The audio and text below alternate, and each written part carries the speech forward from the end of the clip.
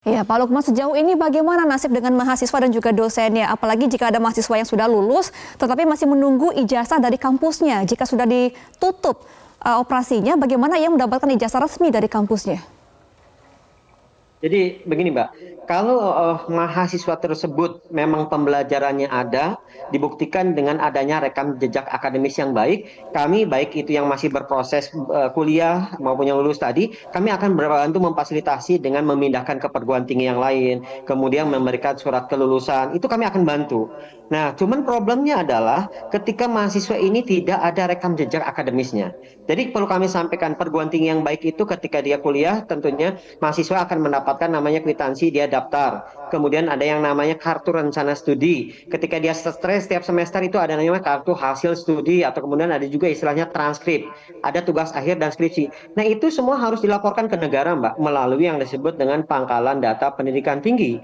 Nah, kalau itu tidak ada di pangkalan data pendidikan tinggi, kemudian kalaupun juga ada di pangkalan data pendidikan tinggi dan tidak ada rekam jejak akademisnya, ini yang menjadi kesulitan, Mbak. Jadi kami akan membantu apa namanya mahasiswa untuk pindah, memverifikasi semua. Baik. Bahkan kami Pak siapkan Lukman, posko berarti kalau pengaduan di mahasiswa setiap ini yang penting LLDQ. ada rekam jejak pembelajarannya ya. Kalau dosen ini bagaimana Pak Betul, nasibnya? Mbak. Ya, kalau contohnya meskipun contohnya dari pihak kampus tidak ada itikat baik, tadi ada yang harus membayar, mempersulit.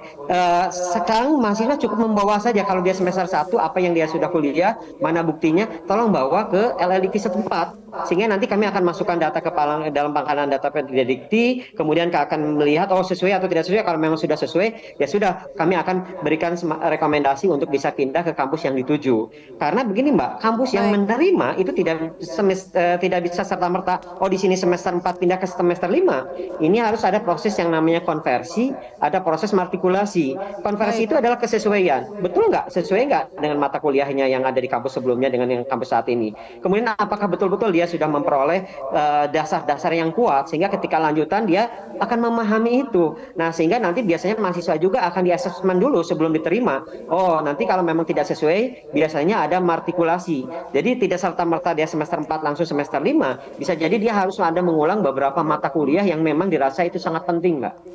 Baik, berarti Pak Lukman untuk mahasiswa yang menjadi korban dari penutupan kampus bisa langsung mengajukan berkas-berkasnya kepada Kemendikbud agar diajukan dan juga didaftarkan kembali kepada kampus lain ya. Terima kasih Pak Lukman selaku Direktur Kelembagaan Ditjen Dikti Ristek. Selamat kembali beraktivitas.